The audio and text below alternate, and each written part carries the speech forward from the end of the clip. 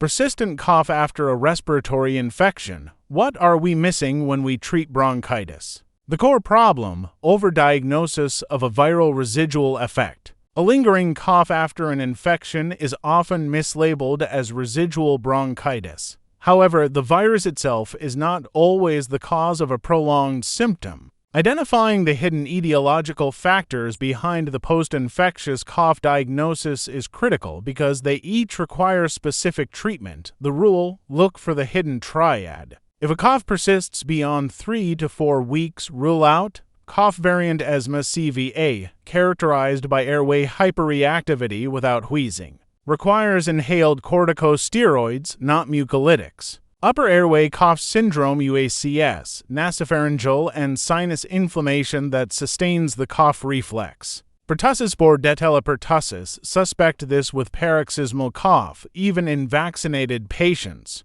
Early macrolide therapy reduces transmissibility.